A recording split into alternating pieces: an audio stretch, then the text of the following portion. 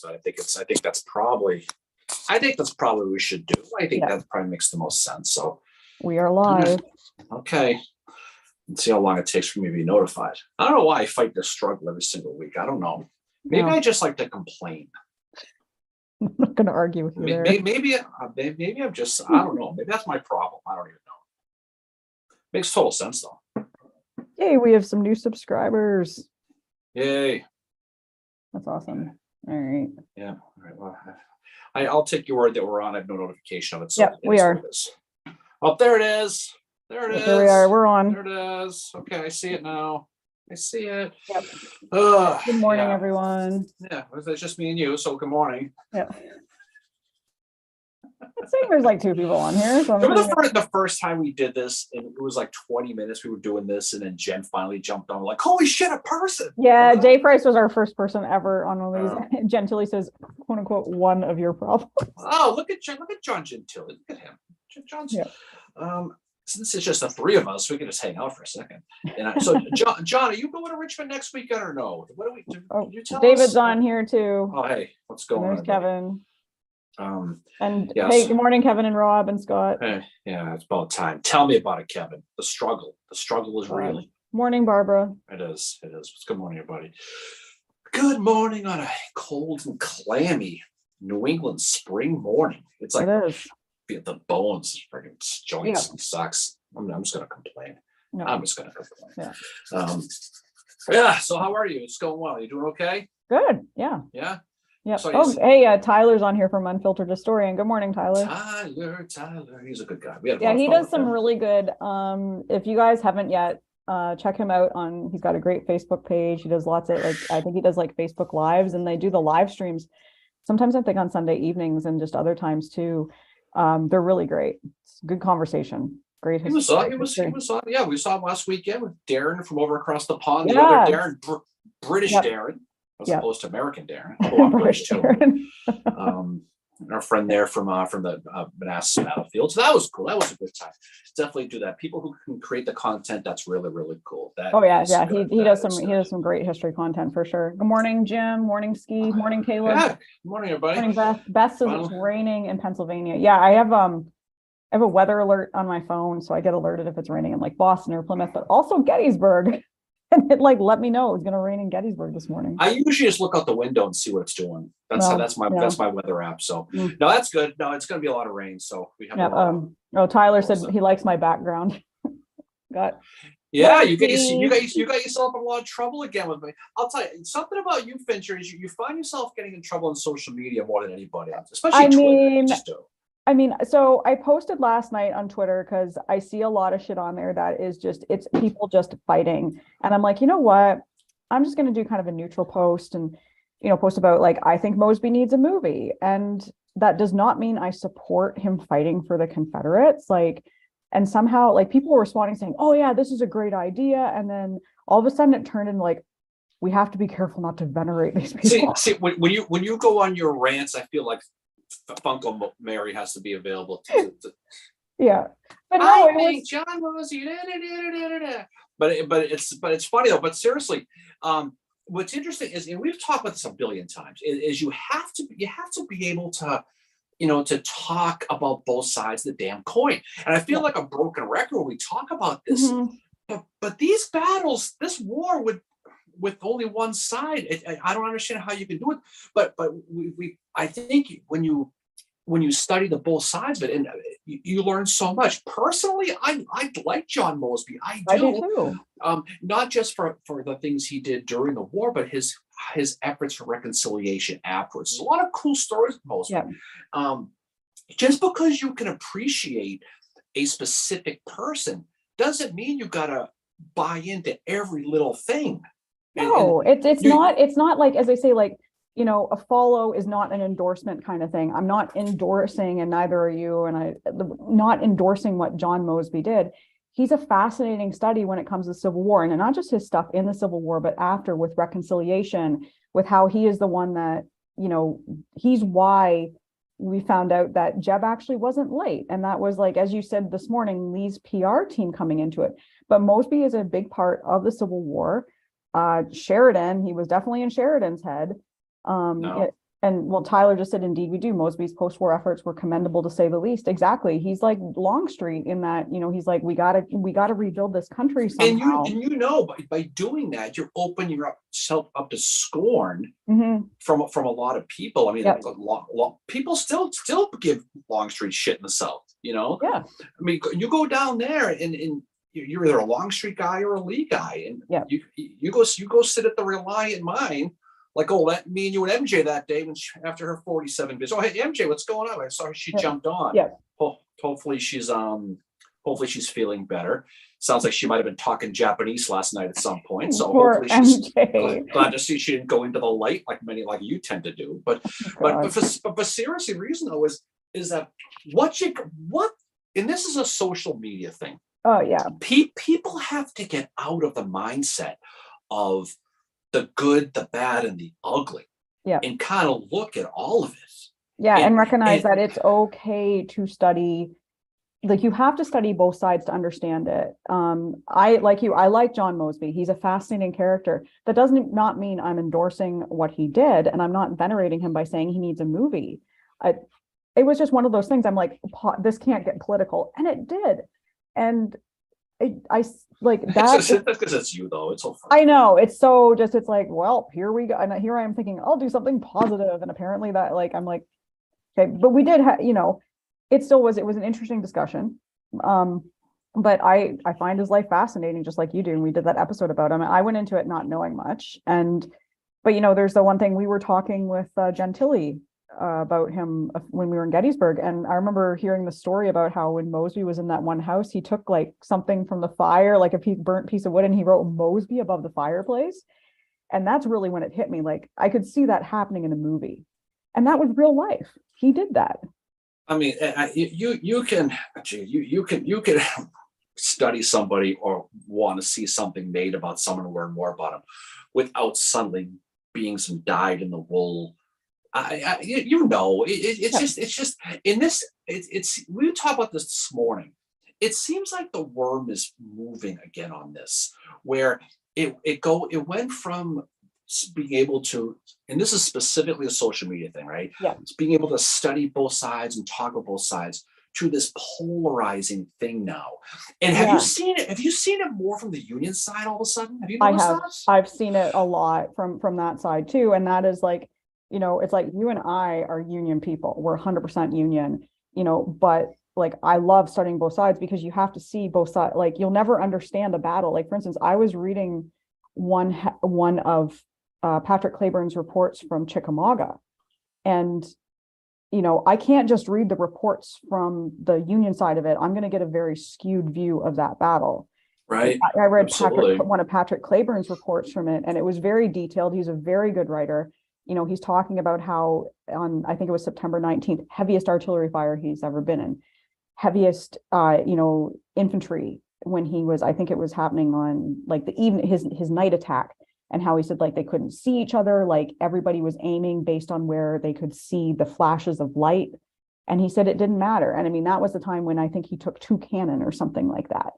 But yeah, it's become very, it's so political. And we did manage to have a conversation with a couple people about Civil War cavalry and how the South kind of had a leg up at the beginning. But then that divulged into, talking about Wade Hampton, and someone said he's underrated. And Wade Hampton. That was the kind of conversations you once were able to have. If you're going to make an all underrated team, and we've talked about David Ireland a lot, we've talked about people like that, but Hampton's the top of the list in the Confederacy. If you really think about it, this is a guy who took up ownership space in the head of Kilpatrick, certainly, and definitely Sheridan, no question about that. I mean, and there's so many people like that, right? And you can study a Wade Hampton and understand where that comes from. Doesn't mean it doesn't mean anything more than it is besides understanding of it. But it just, obviously this is probably talking to the minutiae, talking about the specific minority with this, but it just seems like if you all of a sudden say Patrick Claiborne was a fantastic general, or if you want to talk about John Mosby being a great cavalry guy, all of a sudden you're accused of venerating and suddenly justifying the slavery and all this shit people say. And it's like, come on, man. It's like, why do you have to take what is supposed to be a good historical conversation where we're going to leave out modern politics, hopefully, and turn it into, well, you must be venerating them. Like, that's a really unfair take. It does happen on both sides, but I do see it happening more again on kind of from this northern slant as well. And it's like, okay, well, if we're going to talk about, just because Mosby fought for the Confederates, we shouldn't have a movie about him. Well, then let's discuss Sheridan and what he did. Let's discuss Sherman and how he was racist as they come for his entire life. He was. You have to be able to compartmentalize this there and say, okay, Sherman did what he did. He was very instrumental in, really ending, hopefully people understanding his March to the Sea was that transport of base from A to B, living off the land. The goal is to meet up with Grant, expedite the end of the war. But you can talk about him. A Southern person should be able to study Sherman and understand what he's all about without this Sherman the Hun thing of being accused of being some sort of pro-Union justifier of war crimes, all this bullshit, right? And just like somebody in the North should be able to study someone like Claiborne or any of these guys without some D-bag coming at you and accusing you of being some sort of pro-slave. And this is a new thing. It's really taken off in the last few weeks, and I find it's almost some of it what I see, and I see it on both sides on Twitter especially.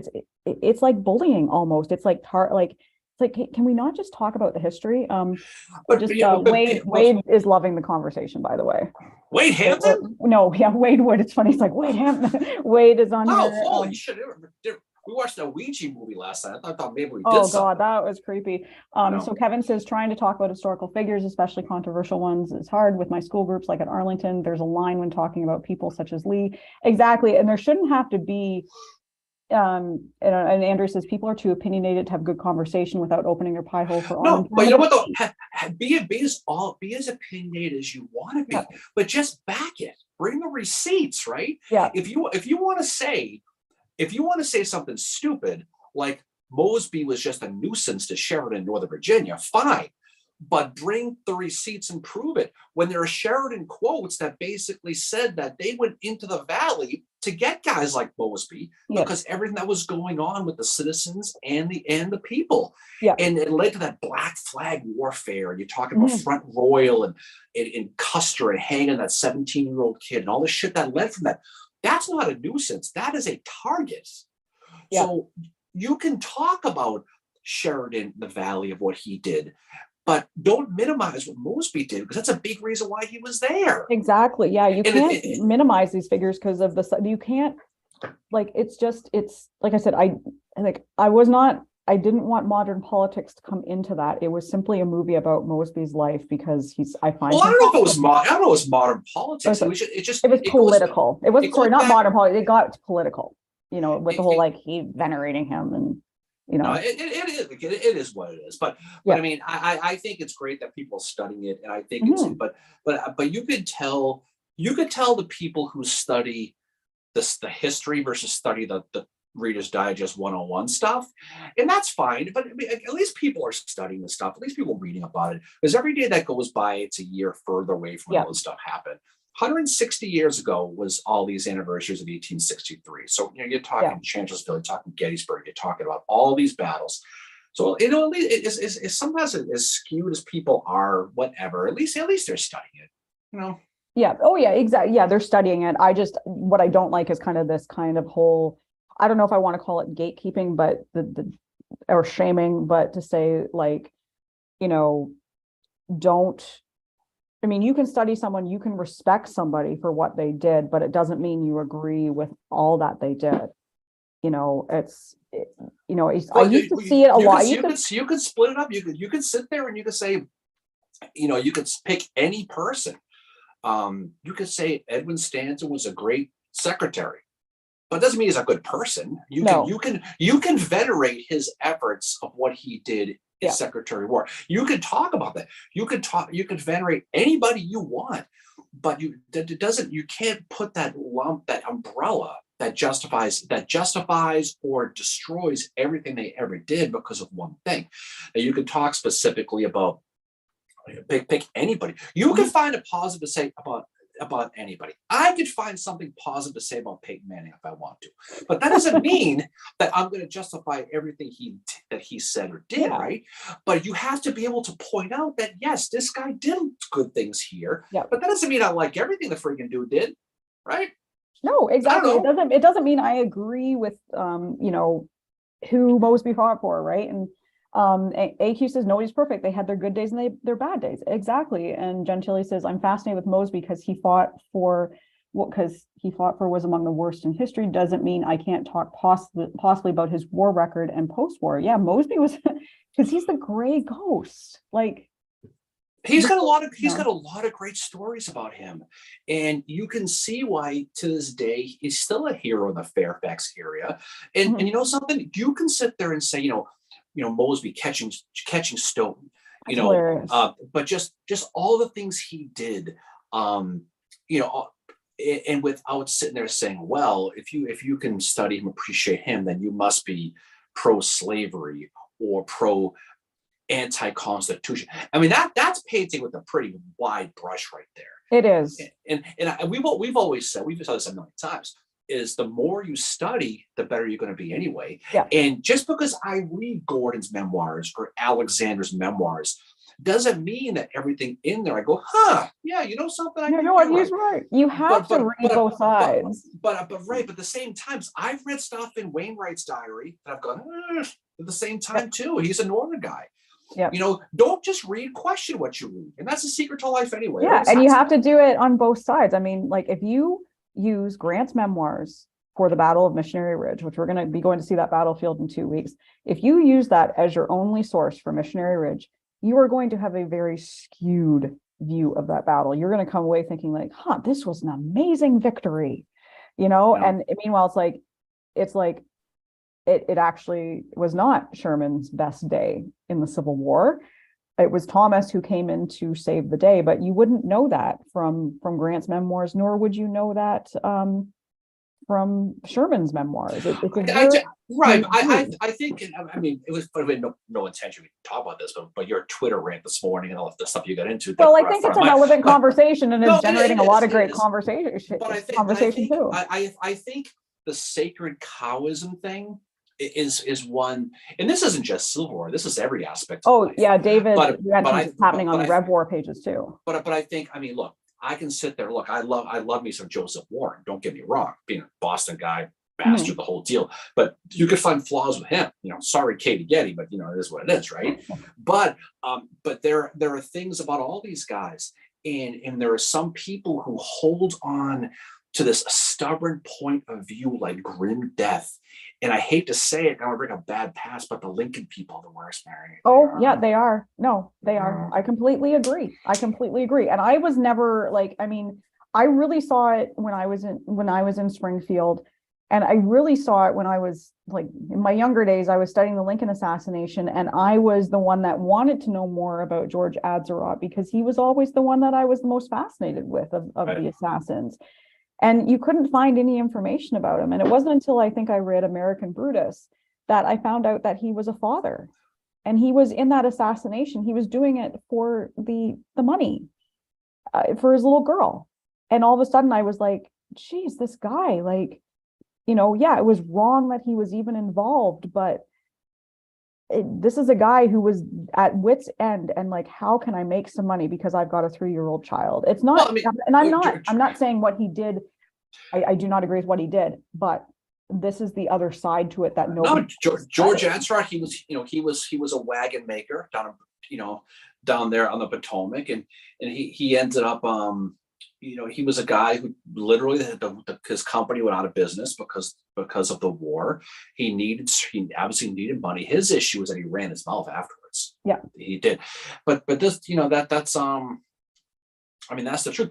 But you had the thing about it too is that what people realize, I say they shouldn't realize this, but this war wasn't a red south, blue north like you see in the maps. This was sectional.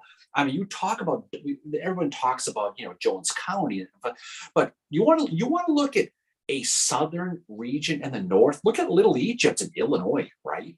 We talked about that briefly somewhere along the way, but Lincoln appointed 2 military generals from that area for that reason, John McClernand and Blackjack Logan, because he wanted local political generals from Confederate regions because they were heavily economically tied to the South, being in Southern Illinois, and how history might have changed if you look at that too. And there's a lot of that. But again, you have dotted areas throughout the country where this county was blue, this county was red. We talk about Copperhead, the movie, parts of Maine. Yep. As much as I love me some Charles Tilden, who I think is one of my personal heroes up there, certainly. But his family benefited directly from the slave trade because they were fishermen who sold fish to the plantations for the slaves. And that's kind of what it was. So you have to look into it and study that people's mindsets and personalities and those type of ideas put in their heads. Those generational ideas are put in for different specific economic reasons in what the North and the South did to help offset those. Yeah. Right. And that's the thing. And you look at Maryland, we're going to be doing an episode here on the Pratt Street riots here in a few weeks. Right. Yeah. And when you look at the detail of what the 6th Mass went through, they were marching through on their way to Washington, but Maryland felt that they were being invaded by a northern force, and it wasn't so much a riot as it was a citizen army to stop pursuing through. And if you really want to look at a side of Lincoln that people don't want to look at sometimes, look at that, because he made a deal with the governor of Maryland. You let my guys go through here and and everything is going to be fine. He lets them go through, and then you know what he does? He hits them with martial law, puts them all in jail. It's done habeas corpus. It's not a great side to his presidency, but I mean, but again, you have to understand there's a reason for it, though. I mean, you had civilians and troops killed for what everything was going on here. I mean, you snuck Lincoln through in the middle of the night, dressed up as the Fonz. Wearing a leather jacket, and I so want to see that now as a meme. But there's a lot of that though, and sometimes you want to say the ends justify the means or whatever the hell it is. But I mean, there are things in real time that when you look at historically from that 160-year kaleidoscope, that you look at differently. But in real time, the shit's real, and you have to do what's best. And Lincoln could not in any way, shape, or form allow Maryland to flip, because then DC surrounds it. No, it's a border state. Not to mention Camden Yards would be behind Confederate lines. That's a great ballpark. I saw a video of Ulysses Samia dancing there not too long ago. That does not need to be made public. So Tyler makes a good point about Phil here, Little Phil. He says, Little Phil's memoirs are an interesting read. I agree. I've read some of them before. I can't stand the man, but recognize the importance of reading both sides to help gain a better understanding of the big picture, so to speak. I completely agree. I do not like Phil Sheridan at all. Militarily, he's good, but I can't stand him. But I read his memoirs, read a bio about him, because I want to understand that part of the war. If I ignore that, then there's a piece I'm missing from that. Just, I don't like him. I just don't. You got a weird thing with Sheridan. I don't know. No, I just do. I don't like. And Christy mentions, she says, don't question World War I, World War II. She's been chewed out for that, and she also says, people forget we're learning about fellow human beings, learning about and understanding them are interesting. Absolutely. And that's what we're doing on the podcast. We're studying humans. That's it. I mean, we exactly. She's absolutely right, because it's when you get into the mindset where you're studying the blue dots against the red dots, you're missing it, right? And it's the people, and everybody has their own goals. They have their own fears. They have their own morals. Everything.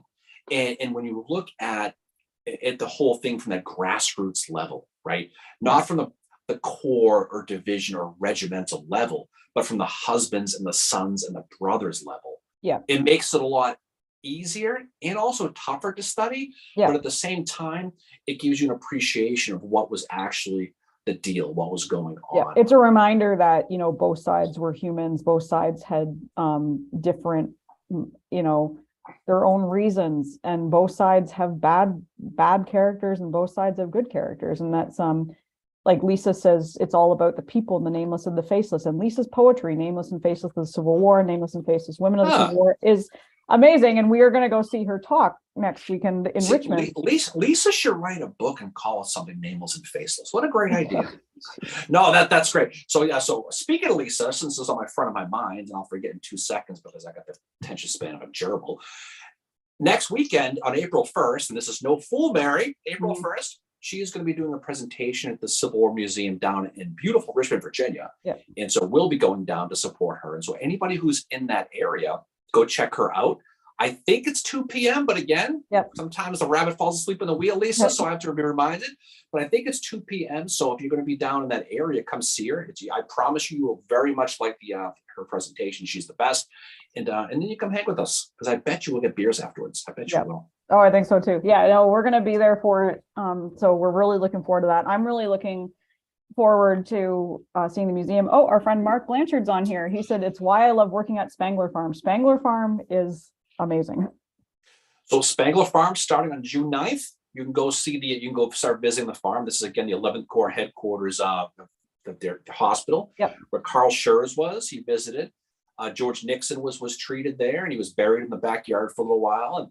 And Mark is one of the fantastic people from the Gettysburg Foundation who helps facilitate these tours. Everybody knows them, but go see Mark.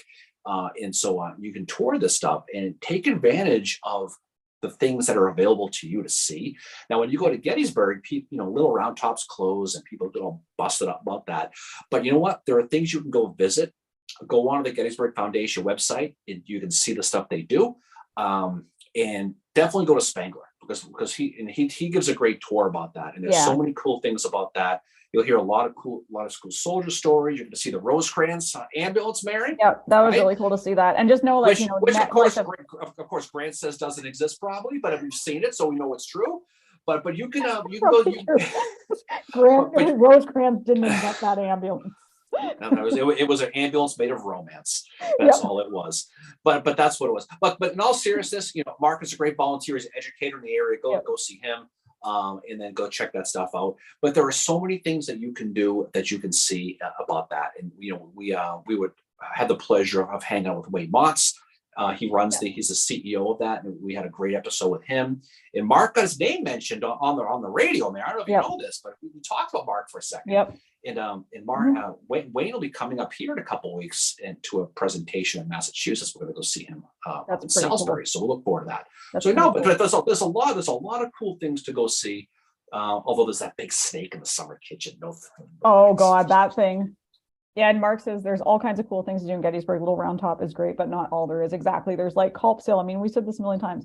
There's Culp's Hill. There's like all these other places to go. And it's like, I think all battlefields are like that, especially the bigger ones. I know Caleb mentioned earlier that the Battle of Shiloh the anniversary of Shiloh is coming up. That's a place that I definitely want to get. Don't forget, Five Forks is coming up. Five Forks, which is that's where that's where Warren got screwed over by. You know how the only way to eat shad is with Five Forks. You got it. But coming into that season now, that battle season where you can study and all the years merge, where 1865 turns into 63 and 64. You can go to the wilderness and you have 63 and 64 and literally the same ground. Fredericksburg, you have the same thing. And certainly the area outside of Richmond all the way through Appomattox. So we're coming into that travel season. So hopefully people have the time to go ahead and visit some of these places, because springtime, it's like when the weather gets warm, it's my mind turns to baseball and battlefields. That's it. Yeah, same. That's and that's what Christy, she says, my vacation to go list keeps growing. And AQ, we will contact you about that. She just says Wayne at the Civil War Roundtable in Salisbury because she's going to be a member there. So yeah, we'll send you the details. Yeah, I think it's April 11th. We'll send the details. April 11th, 12th. Yeah. Yeah. So Mark, I hear this paparazzi chasing you around town now. Yeah, he said he's been signing autographs. Yeah, I bet he is. So no, but in all seriousness, Mark is the best, and he does a lot of great work. But go to the Spangler Farm, you can see all that stuff, and it's really one of the cooler tours because it's pristine. And they took ownership of that, and you can see that summer kitchen, you can see the barn, and you hear the stories and how the family stayed in the house during it, and it's just such a neat area to be a part of and look around. It's just far enough off the battlefield where people don't go. Yeah. For the same reason people don't go to Powers Hill. Yeah. You can park at the little parking lot, go to Powers Hill, and you can walk up a long rail to the driveway to Spangler. It's all within about 500 yards. Yeah. But there's a lot of cool things, though. There's a lot of cool places with that, and not just Gettysburg, but all these battlefields. Oh, exactly. Yeah. Like we're going to Chickamauga in less than 2 weeks now. And, we were talking this morning about, I've never been to where, I think it was Alexander's Bridge, where Wilder and his Lightning Brigade were, and that's where they burned the bridge. I mean, that is one amazing study, is that just that part of the first day of the battle alone is Wilder. He's very outnumbered. He's got these Confederates coming at him. So he's mounted infantry. He's got his Spencer repeaters, which it's thanks to him that he's just like, Washington was like, I'm not going to pay for this shit. And then Wilder's like, well, I guess I'm paying for it for my men. And then they realized like, wow, these things do work. And they ended up paying him back for it. Yeah, they got money back. I mean, it wasn't like Nathan Forrest, where he literally used his own money for his weapons and he ran out of money at the end. But that Halleck, you couldn't imagine Halleck. He's like, shit. Because he tells Rosecrans, he's like, mounted infantry don't do anything. And then Wilder is kind of like during Tullahoma, he's like, hold my beer. And he does that one raid where he comes back and he hasn't lost a single person, but he's spooked the hell out of Braxton Bragg with that one raid he did through that gap. No, well, yeah, exactly. That's a great study, Tullahoma. I mean, it was more like two boxers in the ring, and then the glad lines up, and guy goes, you know what, screw this, I'm not doing this. It's like a hockey fight with Marchand against anybody. Nope, I'm not. He was like, Wilder was kind of that aggressive guy who could, and Wilder could get his guys to basically do anything. But the fighting, I hope I'm getting it right, Alexander's Bridge was the one they ended up burning. But what they would do is they would fire their repeaters and then jump back on their horses and ride even further back. So then that meant the Confederates had to reform their line again, walk forward, and it was like this delay. It was this delaying action that. Well, I mean, when you speaking of cavalry, you see how, and this goes back to what we were talking this morning about Mosby, was the evolution of Union cavalry, right? Mm-hmm. And this goes, I mean, you if you want a really good study of how war evolved, look at the cavalry on the Union side, right? Because you're going by that completely against that Napoleonic style, where cavalry in those eras, early 1800s, were the infantry fights, and then once you were staggering, you sent in the cavalry to finish the job. Yeah. And that's not what the Union did. And so you had primarily the cavalry, for the most part, was early in the war, was simply to guard the flanks, deliver messages, carry the generals around. That's pretty much what it was. And then as time went on, it turned into raiding, hitting the Union lines. But for the most part, when you look specifically at the theories of going back to Halleck, for example, right, and going back to Sherman, where you have that Jomini style, where you use the cavalry to help conquer, land, towns, hold them. Versus the Clausewitz style, which is use the cavalry to attack, right? And attack the armies. And that's what's important about a lot of this stuff too, is where you see a lot of it was when you start to study guys like Benjamin Grierson, and you start to realize how they've morphed that philosophy of how it was, and how that Confederate cavalry had such an edge on them at the beginning by nature. An agrarian society, they rode horses a lot more. You had the Union who had to deal with mules. You had the Great Mule March, the Vicksburg Campaign, for example, right? And how that evolved. When Brandy Station happened, what a big deal that was. Yeah, when that was where it was like, whoa, the game is suddenly changing. And I mean, Jen Tilly brings up that McClellan didn't really use it correctly, but it was Hooker didn't. who started reorganizing it, and that's why you have Randy. Well, that was the big issue, because if you're going to use cavalry to attack, here's a big problem: you had cavalry spread throughout the course. So you couldn't mass an attack. You finally had each corps have their own cavalry. Even that didn't work. So you had them primarily used for the most part for trashing railroads, cutting down telegraphs, things like that. Yeah. But you really never saw a Union cavalry force attacking that Napoleonic style really till late. No. And you can see that the trench warfare, the cavalry warfare, it evolved as the war went on, because the cavalry in 1861 versus 65 was literally night and day. It was complete 180, and that was because that philosophical change. But Hooker should get a lot of credit for that. Absolutely.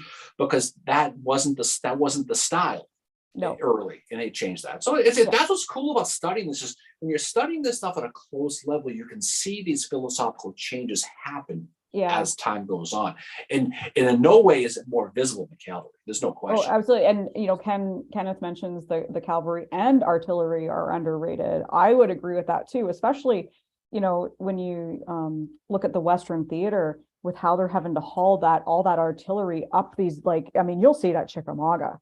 Like some places I'm like, how the fuck did they get the cannons up here? Well, if you want to study, artillery was ahead of the cavalry. Admittedly, it was, okay, because you had guys like Robert Anderson, you guys like Beauregard, you had guys at West Point who specifically focused on artillery. But you want to see the perfect artillery mid-war? Look at East Cemetery Hill at Gettysburg, where if you're standing there where the Howard statue is, okay, Frank, right?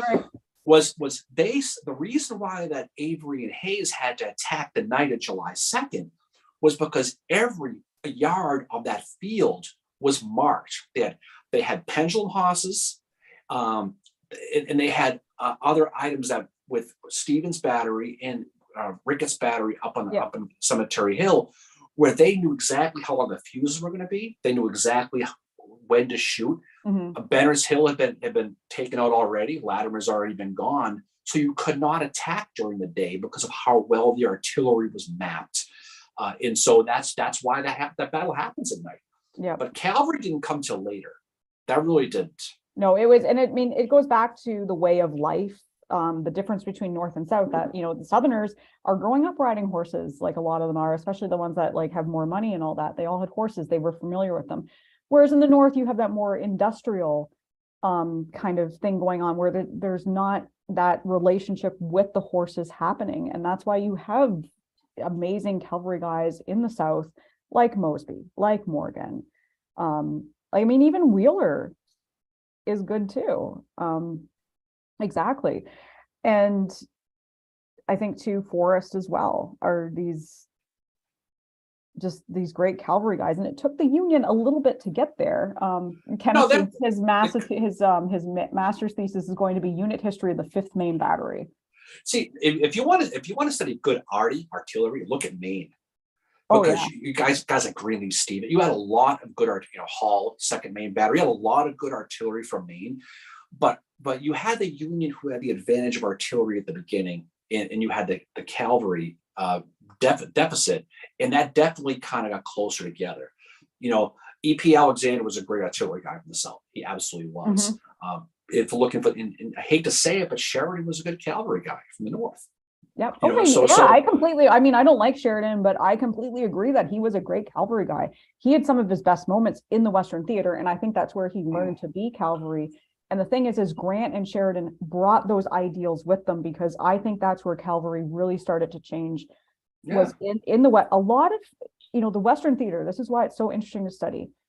You have trench warfare out there. You have it in the Eastern Theater as well, but you have it starting at Chickamauga. You have the kind of the evolution of the cavalry starting to happen there. So when Grant and Sheridan come east, they bring that with them. And that's why I think Meade is kind of like, I don't know. But Hooker had started to change it too. But Grant was able to bring what happened out in the Western Theater and say, okay, Hooker's changed this, made it better, but here's what else we can do. Leonard's on here. He's like, great cavalry guy, terrible hat.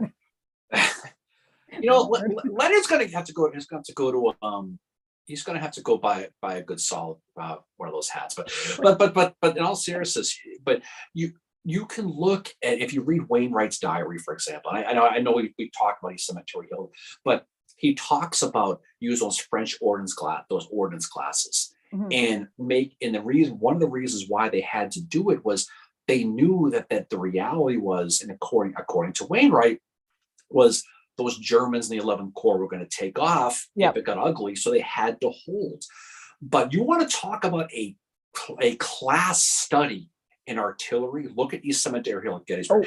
People talk about Hazel Grove. They talk about some of the other ones, but at Chancellorsville. But that one is with between Wainwright and between Greenleaf Stevens. I mean, it's perfection. It absolutely is. And they talked about Fredericksburg. A chicken couldn't survive that field, right? But that could be said more for Gettysburg about that. And when you look at the ultimate battle being saved for the Union side, the artillery at East Cemetery Hill does not get the proper credit, because that same artillery was also used to turn the guns around the other way the next day, to literally take Brockenbrough off the field to pick its charge, which allows the 8th Ohio guys to get on the flank and fire on their flank. Yeah. So artillery on Cemetery Hill, if you're going to study Gettysburg, that's the sweet spot on the Union side, is studying artillery at Gettysburg on the second and the third, because it really helped defend that Cemetery Hill, which was the focus on day 1, day 2, and day 3, right? Yeah, Kenneth says East Cemetery Hill fight is an excellent example of proper use of artillery. Miranda had a question. She said, who is the Union equivalent of Mosby and Forrest? I mean, the reality is there probably isn't one. I mean, I hate to say it, but Sheridan's probably close, but they didn't use the cavalry the same way. That's the thing. They really didn't. I mean, that's the reality, is that he's not cavalry, but he's mounted infantry. But holy shit, Wilder and Wilder's up there, but they just used. Yeah. It's like a football team that has a 5-wide offense versus one that has a running game. They're both offenses, but they're just different. They're wired a little bit differently. I think when you're looking at Confederate cavalry, there are people you got to look at beyond them. Guys like John Hunt Morgan, guys like John Wheeler, Hampton. This is blasphemy. I'm going to say it anyway. Jeb Stuart's overrated. Oh, I agree. And I call him the diva of the Confederacy. He's very overrated. If you're talking overall, about overall cavalry in the Confederacy, it's Forrest, it's Mosby, it's Morgan, and it's Wheeler. It's those the four, and Jeb's probably fifth. And if you disagree, that's totally cool. But that's just my opinion based on what they actually did. Right. And I will say this, though, Jeb gets a bad rap at Gettysburg, and that is a lot because of guys like Walter Taylor and guys like Marshall, who wrote after the Battle of Gettysburg, after the loss, that we lost it because of Jeb Stuart getting lost. And if you study the battle, you realize that Jeb did what he was supposed to do. There was a lot of history written after the battle that really made Jeb look bad. And it kind of went away for a while because Mosby's memoirs really debunked it. But then Michael Schauer wrote a book, Mary, called Killer Angels. Yeah. And then there was a movie made. And there's that scene with the fake beard. We have no time for that. There is no time. But I love that scene because it's kind of like Jeb arrives Jeb arrives and Lee's not angry. It's like when you do something and your parents, like they're like, I'm not mad. I'm just disappointed. It's but the thing about it, though, our friend Eric Wittenberg, I'll say point blank, he is the gold standard of Civil War art, cavalry historians, in my opinion. And he'll tell you the same thing. That scene in the movie Gettysburg likely never happened because Lee, for one, his orders were simple. Jeb Stuart's orders were simple: stay to the right of Ewell, heading towards Harrisburg, and cover his flank. That was it. And after the battle happens, it turned into Jeb was getting lost and getting his name in the papers, running around, and that's not fair to Jeb. And then Jeb gets killed at Yellow Tavern and doesn't have a chance to really defend himself. But who did defend him was Mosby, who went to his dying day. Now, originally Mosby looks at Jeb Stuart the way you look at Labatt's Blueberry. I mean, it's transcendent. But he did go out of his way to really defend him, saying, I've got the damn orders. There's nothing in this order about reporting Union movements being across the Potomac. And his orders were to gather supplies, which was the whole point of the Gettysburg campaign, and to cover Ewell's right flank. So where does this narrative come about him having some sort of, bad moment at Gettysburg? And a lot of it's urban, it's just fiction. And that comes from the Marshall letters and the Taylor letters. And it became pop culture because of Killer Angels. And that's why that's why you see the memes. And that's why but that's the memes okay. The memes are funny. And if that is a story that gets people into the Civil War, that's great. And then the more they study it, the more they're going to be like, oh, wow, this is interesting. But I think that's what's interesting about studying the Civil War too, is how do these myths come about and why? And that leads you to, okay, this is maybe what happened. Mark says, wait, I thought Twitter Sheridan said Mosby was way overrated. Well, no, oh God. And then and AQ says what you said, he dies at Yellow Tavern. If he hadn't, I don't think he'd be sitting on a pedestal. Exactly. He gets that Kurt Cobain syndrome or Jim Morrison syndrome where he died young, and he didn't turn into a fat lounge lizard, like Dave Matthews. He turns into somebody who, everything all the good things end up being really exemplified. And he doesn't have those bad moments. He doesn't have that greatest hits album that comes out later, like a lot of these guys. He ain't the Rolling Stones. I'm just going to say it. Okay. I don't like the Rolling Stones that much. I like some of their songs, but the thing about it though, is he gets a lot of the Holy Grail stuff. But again, he was shit on by the lead people in real time. And so what are you going to do? You can't defend that. You can't go against that. But a lot of it was justifying the battle at Gettysburg, the loss. And that's a big part of it. Yeah, sometimes you have to scapegoat. We have another new person. Frank just showed up. Hey, Frank. And then History Buff was here a few minutes ago. So I just want to say hi to them. Oh, hey, what's going on? Well, cool. But that's the thing. And that's the thing that's cool about this stuff. Because if you read the memoirs, a lot of it doesn't make any sense. But I'm telling you, since we have Mosby on the brain apparently today, read Mosby's memoirs, because for one, it's hilarious how way he writes. It's like reading modern day, but he really does a good job. And I realize that he's a Jeb fanboy, and I realize that. So take what he said with a grain of salt. But he literally writes in his memoirs the orders that Lee gave Stuart at the Gettysburg campaign. And it doesn't jive into the Michael Shara movie, the book, at all. And so it really, I'm not going to sit here and wax poetic about Jeb Stuart, because I do think he tends to be the overrated side, but all that shit that he gets hit with is just not fair. Yeah. It's the same. It's like the McClellan stuff from 191. I was just thinking that. I just read a post, it was a few days ago on Facebook. Someone had just read Landscape Turned Red, which is a great book about Antietam. But in part of what they said they wanted to go back and punch McClellan for what he did, and that he basically made the war go on longer because of what happened at Antietam. And I was going to respond, and then I was like, I had a bunch of schoolwork to do. I'm like, I don't feel like getting into the debate tonight about this. But I mean, I was struggle. I was once in that camp too, where I was like, McClellan's bad. I want to punch him. He's such a shitty commander. But then again, like anything else, you start looking at it a bit closer, and you start reading more about what happened. And it's very, I don't know, it's like the narrative is like McClellan's very bad and he fucked up when he got 191 and he sat in his ass for 16 hours, which is not, that's the source that Sears uses has been debunked.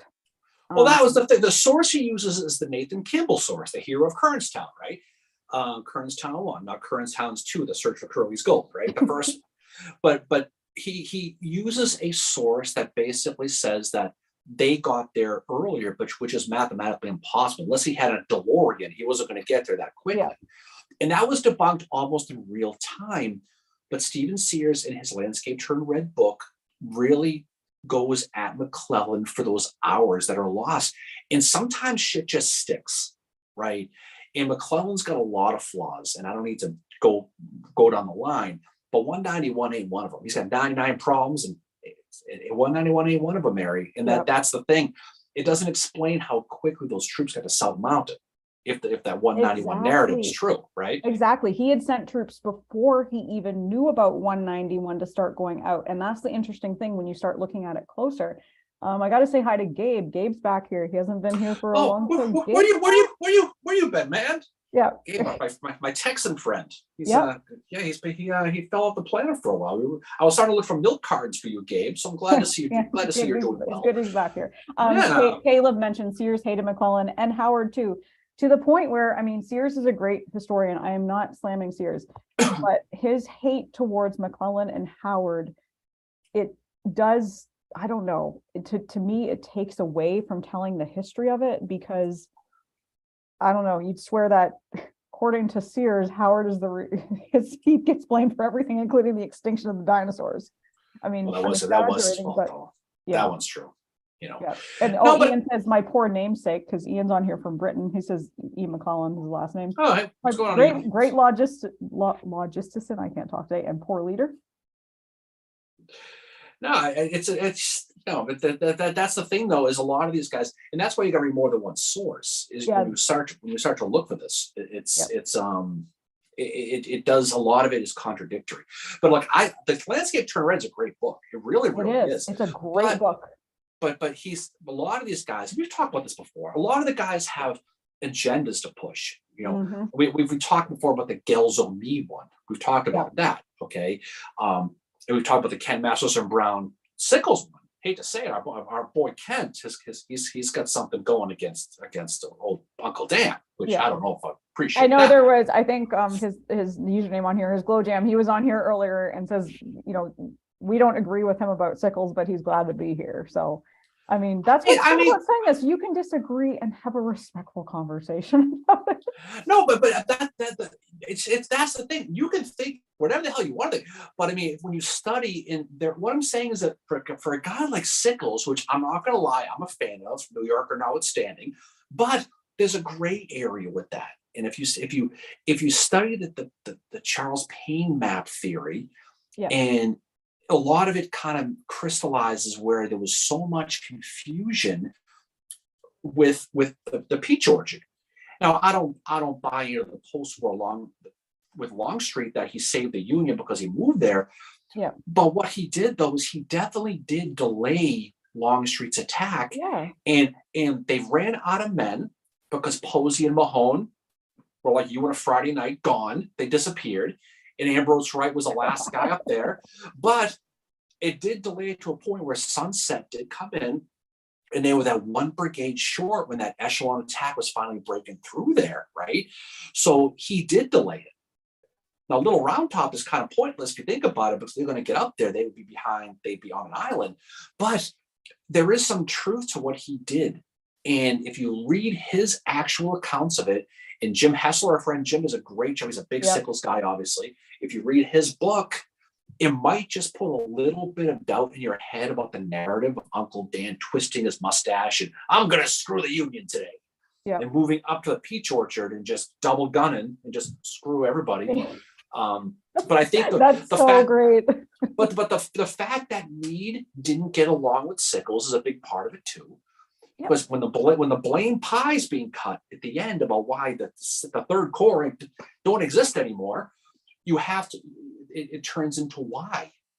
And at the end of the day, he got his corps destroyed. There's no question. Oh yeah. But I'm not sure what happens if he stays where he's supposed to stay anyway. How that changes much, but it would have expedited Longstreet's attack, even though he was late. So read Hessler's book and make up your own opinion. If you read that and you think that he still sucks, well, that's fine too.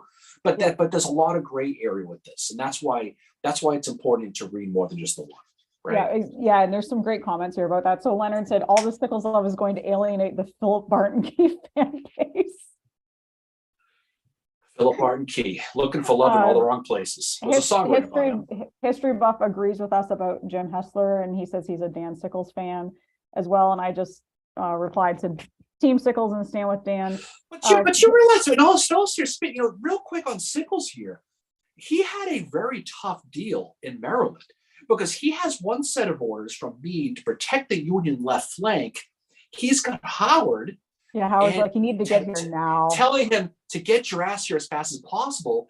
And he does both. He splits his corps to a point where he provides support while maintaining the left flank. Granted, he was slow as shit and left all his wagons on the road and, you know, beer cans thrown everywhere, and it slowed everybody down. But he did do it. And his position doesn't look great on a defensive point.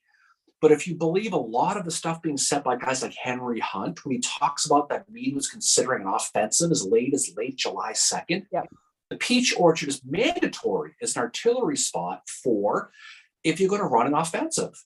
So he's trying to serve two masters at the same time, like he did before he went to Gettysburg. So if you look at that stuff and think about it, like, what did he do with us that was all that wrong? Because he, in his defense, he tried to get clarification from Meade 5 times to where he was supposed to be, and he was told he could adjust his line based on his opinion. Exactly. So he was not disobeying orders. He did not disobey orders. Now, whether he went across the line, that's the debate. But at the end of the day, he did not openly disobey orders to the point that he should be court-martialed. But he was a political general, and one of the best things that ever happened to him was losing his leg, because he was able to get back to Washington before Meade to tell his side of the story, and that's a big part of it too. But this is the thing: in real time, there's all this shit going on. So the truth is always somewhere in the middle. It's he said, she said, somewhere in the middle. Exactly, right? And that's what Frank makes a really good point with that. He says, just like how Wiley's sword goes hard against Hood. But the more you read about these guys, the more you understand them. That's absolutely true. That's why we always say, like, just read as much as you can about it, form your own opinion. Back to the McClellan talk from earlier, Paul mentions that anybody against McClellan in the Order 191, tell them to read The Tale Untwisted, George B. McClellan, the Maryland Campaign, and the Discovery of Lee's Lost Orders by Thorpe and Racino. That one is on our to-read list. We've heard lots of good things about it. Our friend Shanna she's huge into McClellan. And I think she really enjoyed that book too. Shannon knows her shit. Oh yeah, Shannon is like, she knows her stuff about McClellan. And yeah, history buff is like, he made corps commander, referring to Sickles.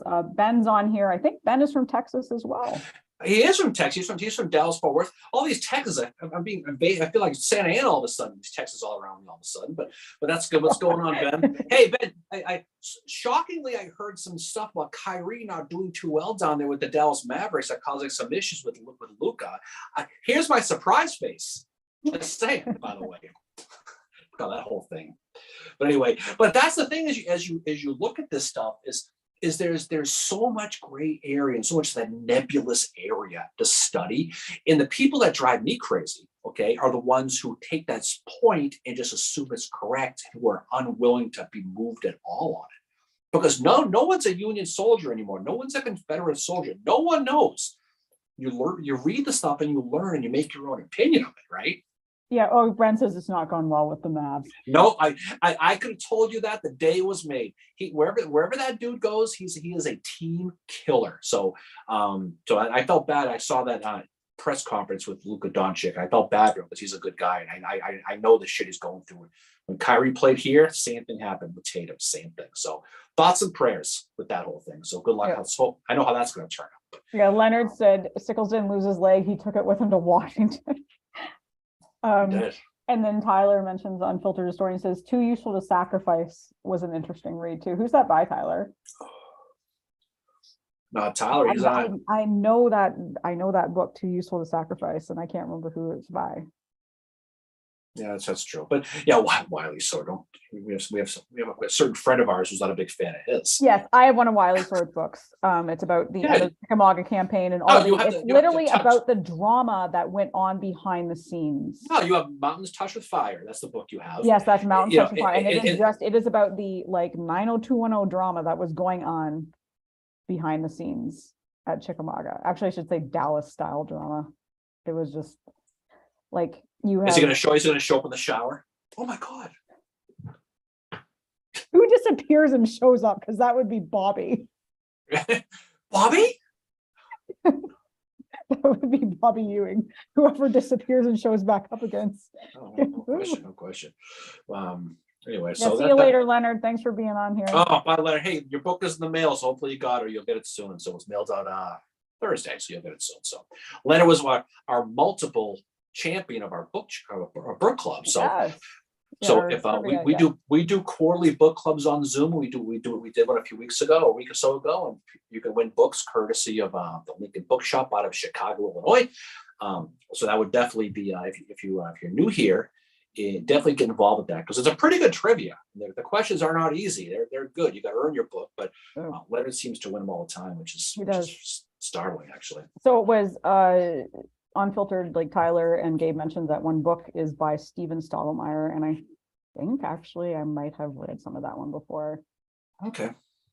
So yeah, no, there's lots of, and that one about McClellan is one that I definitely want to read because it's great to see the narrative changing about McClellan, because I think a lot of the narrative started not just because of Stephen Sears, but also because like the Lincoln community is like, McClellan's bad because he insulted Lincoln. It's like he's not the first person to insult. Well, Lincoln. you can see why he's hated. Yeah.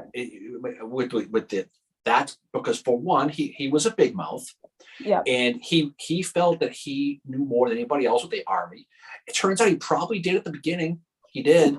And so when time went on, when he was fired, and he was fired again and brought back and fired again. Yeah. But he wrote that 500-page FU letter to Lincoln and then ran against him. So if you're a Lincoln person, of course you're going to hate McClellan. Yeah. But I mean, when you study him and you really look deep at the DNA of the Battle of Antietam, and that battle was over.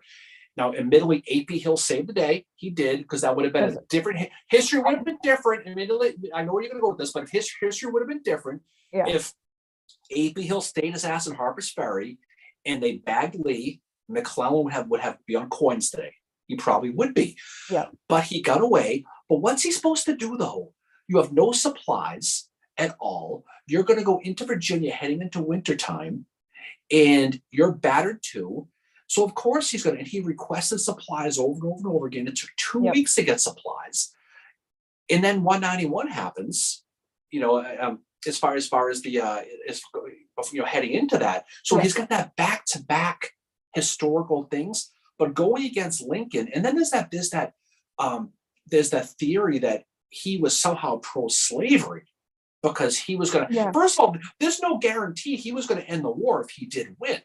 Exactly. He would have opened peace talks, but it doesn't mean he was going to accept the peace talks. He's still an Army guy, right? So there's a lot of popular. There's a lot of layers to McClellan that I think need to be studied more. I think he gets made into a scapegoat a little bit too much at times, and that's not discrediting Lincoln or anything he did. Lincoln had a hell of a time in his presidency because he's hearing all this different shit from different people. I mean, Stanton's got his own agenda going on. So does everybody at the time. But I mean, like, if you're like after Battle of Antietam, the Army of the Potomac is almost, and I think probably just as broken as Army of Potomac after Gettysburg. And McClellan's like, I can't pursue, like, I need to be guaranteed I'm getting supplies. And Meade even writes his wife, we've been forgotten.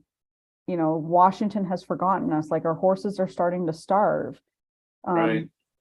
There's that stuff to consider too. When you look at kind of the primary source materials that you have after Antietam, you start to understand why McClellan just couldn't go after. It's much the same situation that Lee is in after Gettysburg. Like, you can't pursue a wounded lion because the lion can still attack.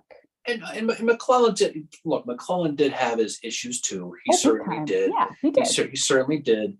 And Sickles did, for that matter, too. I mean, we talked a little while ago about Sickles, but I mean, the one thing he is guilty of is, what we talked before about, he could move his line up, but he still had to maintain a line with the Union Army. Now, there's question whether the Fishhook even existed at that point, all that stuff that went on, but he did extend himself to a point where you had to fill in gaps with artillery. That's what Bigelow's guys come in hand, right? Yeah. Along the Wheatfield Road there. So he did put himself in a position where he spread himself too thin. But at the end of the day, it's almost like the narrative is he did it to somehow screw everybody, like to stick it to Meade, which doesn't make any sense. Yeah. Right. That's like Andrew Quinn says Sickles was guilty of murder. Well, I don't know. I mean, he was guilty of murder with Hill, with what's his name there? That is now why we have Philip Barton. I mean, he certainly was. I mean, he unloaded a clip on old Phil, poor Key. But I mean, and thanks to Stanton, he was found not guilty of temporary insanity, right? Yeah. Well, and that's interesting because Sickles is not the only general fighting in the Civil War that murdered somebody. Jefferson C. Davis. There's not a lot of that. Jefferson with old Bull Sumner, and he got gunned down. He was found, but there was cases. Jefferson C. Davis, by the way. There was cases throughout. There was obviously cases throughout that. But what happens with the Sickles people, the anti-Sickles people, like we were saying before, we're talking about Mosby, for example, is this a positive side that people don't want to look at with him? Mm-hmm. And I've said before, if you're sitting on a little round top, smoking a cigar, looking out at the sunset, thank Dan Sickles for that vista, because without him, that doesn't probably exist. You're probably looking at a Circle K and sheets, right? Yeah. And so that go to Ezra Church or go to Chantilly if you want to see what Gettysburg could have been like if it wasn't for the efforts of battlefield preservation from Dan Sickles, and that's true, But you have to look at both sides of it, and that's the thing is yes, and Sickles had his moments. He was a rock star of the 19th century. I mean, he's banging the Queen of Spain, maybe the king too, who knows? But he was certainly taking the whole Miss Heimerdinger thing, and he was what he was. He was a celebrity general in the same way that Sherman was a celebrity general. David mentions he effed around and found out. Well, figuratively. I mean, there's no question, which was, of course, the genesis of the famous Bang Barn we talk about. I know that we have the Bang Barn, and we have Sickles to thank for that. So he saved Gettysburg and he created the Bang Barn. So that's what it was. But that's the thing is there's two sides to all this stuff. And what's interesting is if you go to Arlington National Cemetery and there's that section where all the Civil War graves were, right? Yeah. Is he's so far away from everybody else. I mean, you have guys like Frank Wheaton, and you have Sheridan, and you have Meigs, and this whole Kearney, all this general area where the Civil War graves are. And there's Sickles, just like in Gettysburg, far ahead of everybody else, all by himself. And it's just life imitates art. There's no question about that. Yeah. But there's so much that is so, like you said, life imitates art. That is so what I think Uncle Dan would have wanted. Kenneth mentions Sickles talked about his mistakes way too much. And he says Barlow flubbed his troop dispositions too on day one, and nobody really talks about that much. I mean, I love. Oh, I know someone's grabbing her pearls right now on that one. But I mean, Andrea knows her shit. No. The thing about Barlow though is what he did makes a lot of sense. Yeah. If you know that Gordon's not coming from behind, and that's the thing is he didn't have the intel on that. So he did create that situation of Blockers Knoll, but it's tough to really blame him for that because he had to face George Dole's, right there at the McLean farm, and that was a great spot, a good artillery position. That's where Wilkinson got he got shot there with the at the artillery. But again, there's so much in real time with that, and if he had Miss Cleo around him to tell him with her crystal ball that behind you, coming up the Savannah, here comes Jeb Stuart. I mean, Jewel Early Gordon, that he might have chose differently. But he, like the monk chose poorly. But he chose poorly, as the monk said in that movie. But with Indiana Jones, but you can't blame him for that though, because if he knew that was going to happen, he wouldn't have done it. And there's that mindset where Barlow fucked up because he moved up there with knowing that he was going to stick it to everybody else. Now that's the thing is you have to you have to understand that it's in real time decisions, and we've said before that the Civil War is three things, right? It's bad terrain, yeah, bad weather, and bad intel. That's every battle, every single, you can look at that consistently. And he was guilty of the bad intel. Yeah. And that's why it's tough to blame Barlow for that. Yeah, that's why AQ mentions Barlow's GPS failed that day. Exactly. Like, you're going on the intel you have. And this is one thing where, so take Chancellorsville, for instance. I know where this is going. Yeah, Howard is operating on intel from Sickles, which turned out to be bad intel. He should have been paying more attention to Von Gilsa, saying, Jackson's guys they're there. And Howard's like, no, they're retreating. Yeah. Meanwhile, Von Gilsa's like, no, they're not. No, and if you read a lot of this stuff, James Pula, he writes a really good book on the 11th Corps. And going, because we think about the 11th Corps again now. And if you read his books, or he's done some presentations here and there, he's quite good actually. Mm-hmm. He talks about how hard Barlow's guys and the rest of the 11th Corps fought on that first day at Gettysburg. And guys like John Brown Gordon, in his memoirs, say that the 11th Corps at Gettysburg was the hardest fighting he saw in the entire war. Now, this is a guy who fought at Antietam, who fought at Spotsylvania, who fought everywhere. This guy, and he says that the 11th Corps at Gettysburg was the hardest anyone ever fought against them. Yeah. So it kind of dispels a lot of the narrative of that first day at Gettysburg with Schurz and Howard and Barlow and Delbart Ames and all those guys, because it really, when you hear the other team talking about how good you are, it does add credence to the fact that maybe they did fight a little harder than people think they did. I think that's a thing too, that somehow the 11th Corps has gotten twisted into this, like they retreated. And it's interesting that that's the narrative, I mean, I'm shocked, but not. You have Howard in his memoirs, which he's writing after the Civil War, ending his chapter on Chancellorsville saying, and we've talked about this before, he got a letter from somebody very high ranking in the AOP. You and I suspect it was Meade. We think it might have been a Blues Clue letter, by the way. Blues Clue letter. Anyway, probably Meade sent it to him saying that, you need to seek another command. These men are always going to run at the first sound of, a rifle, whatever. They're going to run. And Howard just ended the chapter basically by saying, my men deserved more than to be remembered this way. And he basically says they're going to get their chance. And I think they did prove themselves at Gettysburg to be like this force that was hard fighting men. And I think they all went into it. Howard and all the soldiers went into Gettysburg thinking, wow, we've really got to prove ourselves at Gettysburg. And they did. No, I think they all, it's not just them.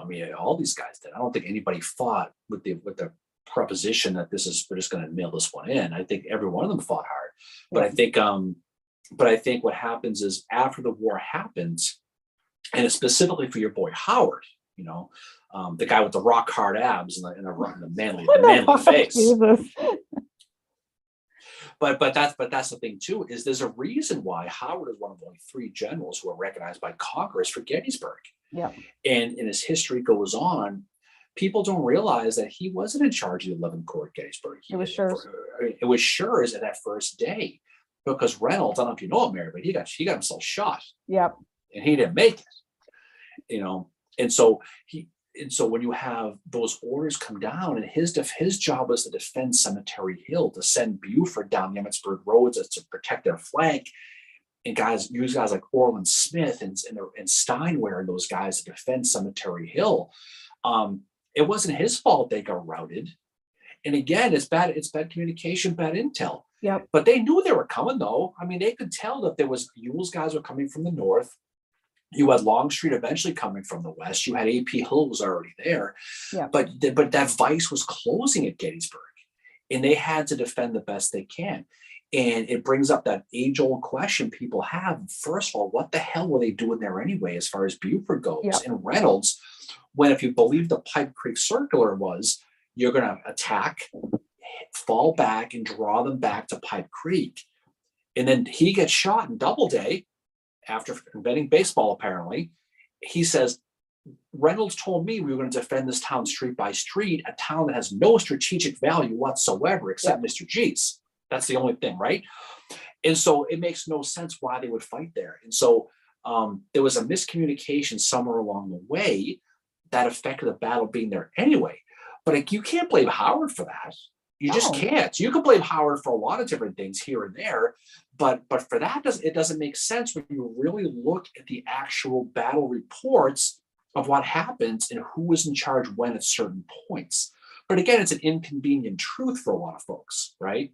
Yep, it is. Oh, and AQ brings up, and this is great. She says a lot of personal accounts say that the 11th Corps in Blocher's Knoll, which is now Barlow's Knoll, was not the same 11th Corps at Chancellorsville. Barlow took command in April 1863, and his order to get the men disciplined to fight. And that's exactly it. The 11th Corps we see at Gettysburg is not the 11th Corps that is seen at Chancellorsville. And that is for a variety of reasons. And I think one of them is the fact that it's like, we have to prove ourselves, but then too, maybe they had better people at the top, like Barlow. They did. You know, you move Barlow up, you move Adelbert Ames up. You've got Shizanovsky, who's still there. You still have that German element, the Flying Dutch, right? You still have them, but there's more of that transition going on. Adelbert Ames, a good massel, right? Yeah. Over here in Lowell, North Shore. Speaking of AQ, right? You have guys like that being put in, and Adelbert Ames was the former commander of the 20th Maine. I don't know if you know who commanded that at Gettysburg. The guy with the mustache there. Yes. Right, the guy that likes to make it out into more than one. But you have a transition process that was going on with that. I mean, you don't forget too. Franz Sigel wasn't that in the rearview mirror that far gone from the 11th Corps either at that point. Siegel's so bad. You got von Gilsa, you got Barlow, you got Schurz. Okay, pretty strong team, but now you have Howard dropping back. You got Schurz moving up, so there's that transition again in real time. Yeah. It's kind of like the North Carolinians at Gettysburg, where there was like the drummer of Spinal Tap. Every 5 seconds they needed a new one. Well, isn't that what happened at Pea Ridge as well? Like with all those commanders that cut down, and one of them didn't know the other was cut down, and he was suddenly in charge, and then he got killed, and then all of a sudden it's like, oh, you're in charge, like. Well, no, but when you take a peek at the Carolinians, the North Carolinians at Gettysburg, they had a gigantic representation, but you saw King Burgoyne gets killed almost immediately. You saw guys rising. J. Johnson Pettigrew, you saw him rise so quickly during that battle. Yeah. But the 11th Corps, out of all the corps except the 3rd, who got astroglided done, right? But for the 11th Corps, you saw a lot of transition with them during the battle, and because nothing against Schurz. Schurz was an old fighting guy from Germany, fought in those wars. Oh God, he's like kind of this, like he was the guy that was like, oh, my commander from the revolutions is in the prison. I'm gonna break in and get him out, and he did it. And you would look at his picture, and it's like, really? He looks like a professor. It's like this guy, like James Bond styled his way. But broke the guy out. But you can see the 11th Corps took. They lost obviously guys. Barlow obviously famously got injured and that whole thing. Yeah. But you had a lot of transition there with that. And we like to make fun of Schimmelfitting, the pig man hiding in the alley, right? Yeah. But again, that was a loss for them. There was a lot of that. And so when you're going to attack guys like Schurz, he did send Coster out to fight the offensive at the Brickyard. Yeah. So it wasn't like they fell back and hit a turtle and hid under a rock here. They did move forward to go ahead and fight Avery and Hayes at the Brickyard. Yeah. So while everyone's falling back, here he comes, Coster to fight up. Just by happenstance, it was Vermeer with all those guys already, so that's probably why they put them there, right? Yeah. But that's how they went. And so a lot of the narrative isn't always true. Mm-hmm. And that's what's interesting and what's unfair about the 11th Corps is they do get kind of dragged a little bit at Gettysburg, which is unfair. And obviously it comes from Chancellorsville and the obvious anti-foreign regiment. It was Kenneth mentioned that the anti-German, the anti-Catholic sentiment likely contributes to the negative outlook. Exactly. And like, you have to look at this too, not to put the 1st Corps down. There was some people in the 1st Corps that wrote too about like, oh, the 11th Corps always run, blah, blah, blah. And it's like, there's this, who broke first? I do think it was the 1st. But it was the first. It was the first. But again, when people think the 1st Corps, you think Iron Brigade, you think Sergeant Meredith, you think, but it was John Cleveland Robinson's guys who would have broke. because this is where the Charles Tilghman story comes from. But I think you're talking about maybe 10 minutes, maybe. Yeah. You're talking about that same time period where Patty O'Rourke is going to roll over the hill and stop those Texans. Just a couple of minutes, right? So it's not a slight on the First Corps, because people think First Corps, you think the Black Hats, you think Hearst Woods, that's what you think. And they did fight, and you had, but again, a lot of that reputation of the 11th Corps does come from Charles Wainwright, the artillery guy, who told guys like Ricketts, you need to fight here to the death, because as soon as it gets ugly, these 11th Corps guys are going to take off. So you're going to fight to the last man here. Mm-hmm. And that, von Gilsa, did take off. He did. So he was right about that. But Shizanovsky stayed, and then Samuel Carroll from the 2nd would have come and bailed him out. But that was the mentality. That was the reality. But again, one of every 4 Union soldiers in the Union Army was foreign. A lot of Irish, a lot of German. And there was a lot of anti-immigrant sentiments, just like there is today, unfortunately. And so that existed. And the Irish thing was a big deal. Patrick Kelly and Francis Marr and all those guys had to deal with that. And no matter how hard they fought, they were always going to be the Irish. And that was going to be the problem. Yeah, and that's, the interesting thing about the 11th Corps and the 12th Corps too, is a lot of these guys do end up going out to the Western Theater, and we're going to see the places they fought. David Ireland, we're going to go see the New York Monument at Ringgold Gap. David Ireland, so underrated. He gets the pleasure of going up against Pat Claiborne, who was the best the Confederates had at Ringgold Gap. And I think Ireland does a pretty good job. But Claiborne's stand at Ringgold Gap is one of those, like, holy shit. Didn't he kind of, his guys were like, we need to fire now, and Claiborne's like, no, we're waiting. No, he said, basically wait to see the whites of their eyes. And then he did, and he jumped up and yelled, no! And they all started firing. But again, but you know what though? The thing about with these battles, especially Ringgold Gap, you get lucky. And Claiborne, as good as he was, he got lucky because you know why? Because Hooker decided to send his guys in piecemeal. Yep. Instead of one at a time. Think of that movie, The 300, right? Yep. Instead of sending everybody in to go right to the gap, he sent them in piecemeal in pieces. And that's the reality of it. Hooker was Hooker. He's a guy. He was aggressive. Like, that's the thing. He was, but you cannot praise Hooker and at the same time attack Hood on the southern side, because they come from the same cloth.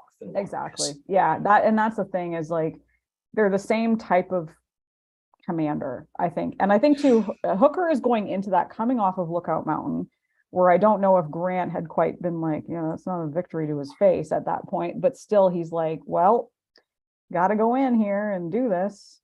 Mm-hmm. Mark mentions not meaning to dwell on Spangler, but there sure were a lot of wounded and dying men there for them to not have been fighting bravely. Love the 74th PA monument and Howard Ave for that. Yeah. No, that's the thing, is the 11th gets a real bad rap. And if you go visit Mark, and you go visit the Spangler place, which you should, by the way. Honestly, that is a great, we talked about this earlier, what a great take that is. It's beautiful. So much history to that. There's that field that's just south that you can see where all the burial fields were. And so it does tell the story of what they were. But again, you've got rivalries too with some of these other corps, and with generals upon generals and things like that too. A lot of these guys are human. They didn't love each other. They didn't like each other. Yeah. The way it was. And that's just the reality of it all. But every one of these guys fought their asses off. And yes, did some run? Of course they did. There's no question. There's a reason why you had waves of attack. So I guess since we're talking Gettysburg here, when you're talking about, Jerome Robertson's guys moving forward, right behind them is G.T. Anderson. Yeah. And they're moving in lines. So in case Robertson's guys want to take off, they can't, because the line's coming forward to push them forward. That's the reason why you have these Napoleonic, these type of attacks, was to move forward. And yes, that Gettysburg things went off the rail and Law went around the right-hand side and screwed all up. But that's kind of the point of this, is you had file closers for a reason. You had people's cavalry staying back to stop stragglers for a reason. These are 18, 19-year-old guys, and a lot of them, the hell with this. Yeah, That's why when you look at the South Carolina at Gettysburg at the Peach Orchard, when they got those mistaken orders and they exposed that left flank to Bigelow's guns, they did it because they had no choice. And because of that mistaken order, it basically unravels the Union defenses in Stony Hill and the wheat field. Mm-hmm. So if you're history, you get lucky. But, a lot of it comes down to luck. But none of these guys are cowards. They all fought because they had to. But the Spangler Farm, though, is one of the few places. There's a few of them. There's the Daniel Lady Farm is a good one. There's a bunch of good places we go to them that you can go to visit. But Spangler's really, really cool because they have the interpretive stuff, and you can go see Mark. You can see the foundation people. It is really cool. Frank mentions Hooker should have set a bowl of Lucky Charms to distract Clayburn. Yeah, well, there's no rainbow, no goal at the end of the rainbow for him. But I can think of it, they're after me, Lucky Charms. Yeah, but again, you look at someone like him too. Is people want it both ways. They're going to attack the 11 Corps for being somehow cowards, but then also attacks Clayburn for running his men into the meat grinder against Opdyke. Yeah, right. That is such an unfair take to say that Clayburn voluntarily ran his men into a meat grinder, because Clayburn is not commanding that army. Last I checked, he's a subordinate, and when you're a subordinate, you have to follow orders. And he knew full well what was going to happen. I mean, he is one of the quotes that doesn't get thrown around a lot is that he said, "Well, my men are about to be murdered, and so am I." Like he knew. And it takes you what kind of mindset. And again, he's not he had military background, but he's not a West Point, Clausewitz, Jomini, Dennis Mahan type of studied man. But he knew he had to take orders. He knew he had to. And so when you look at someone like him and try to accuse him of being some sort of, I don't know what, I don't quite get. I don't know that mindset. I never got the anti-Clayburn thing. I never got that, and because this is a guy who created his own idea of an emancipation type proclamation, and there were a few guys like that. It wasn't just him who came up with that idea. Yeah, but he certainly did. He's somebody who would have been more instrumental in the post-war years, like a Mosby, like a Longstreet, who would have maybe helped mend the fences, even a Gordon, for that matter. A lot of these guys, not everybody was Jubal Early or Edmund Ruffin. I mean, a lot of these guys looked at the post game and said, "We have to figure this thing out because we still got to live here. We got to figure this whole thing out." And I think he would have been someone like that. But he was following orders, no question. Yeah, exactly. He had to follow orders because when you're in the military, if you don't follow orders, you're going to get court-martialed. And he had to. And he's also, I mean, he and Cheatham were blamed for what happened at Spring Hill as well. Yeah. And I mean, you have those 6 guys getting killed at Franklin. I think it's really disrespectful to say like, oh, it was the dumbest charge and and they did it willingly. They have no choice. That's like, No, we'll get down at Gettysburg again soon, especially the anniversary weekend. I'm sure we'll be getting over to Spangler's Farm. Mm-hmm. We can definitely set something up and figure that out. But that's one of the cool. That's what's great about Gettysburg and like a lot of these battlefields in Antietam, Chickamauga. It's the places you can go. Oh yeah. But again, you're not going to see the Spangler Farm on that top 5 things to do on Yelp. It's just you're not. It should be, but it's not, and that's why it's important to get this word of mouth out there and go see it. Exactly. And June 9th, I think, is like one of the first days it opens. June 9th it opens. June to August you can go. You get passes to go from the visitor center. You can go. Visitor center, of course, is owned by Gettysburg Foundation. People don't realize that, but it's not just the battlefield. The foundation is really runs the whole thing. Yeah, we talked about it last week. All the things you can do with the Gettysburg Foundation. The children's thing is great. The Ticket to the Past thing is great. The evening with the painting is great. Everything they do, it's designed to preserve and enhance the battlefield there, as well as acquire more land. And there's a lot of places like this in Italy, but we just did the one with Wayne last week, so it's obviously front line. Yeah. Gentili said he's going to go check out Clayburn's birthplace this summer in Cork, Ireland. That's very cool, and that still stands. Our friend Colleen, who listens to the show, he's on Twitter. And he's on our roundtables sometimes as well. He posted some photos of where Clayburn's dad is buried in Ireland, as well as the house. The house is still around. Yeah. where he was born. So that's pretty cool. And I mean, the thing that I gently said, it's a private house, but I'm not above trespassing. So wish me luck. You'd be surprised what $40 can do for you, John. We know that for a fact. I mean, the thing that I admire about Clay, I don't know, admire is the fact that he comes over to a new country, has to figure his way out, and he finds his home here. Well, I mean, but you know what though? That's not exactly unusual back then, though. It's not. I mean, he did. So many what's fascinating with Patrick Clayburn was, he had applied to so many schools in the North who rejected him, and he finally gets the opportunity to go down to Arkansas from Ohio, and it's and how history might have changed if one of these schools would have just admitted him. He likely would have stayed for Ohio, would have been one of the better Union generals. Oh, he would have been, I think, one of the best Union generals if he stayed. I mean, because he's the best in my opinion, he's the best the Confederates had. Just another thing Ohio State screwed up. Just another thing. Add that to the list, by the way. They rejected Claiborne. No, but I think they didn't reject. I know. Claiborne, but I know they didn't. But the reality is how history could have changed.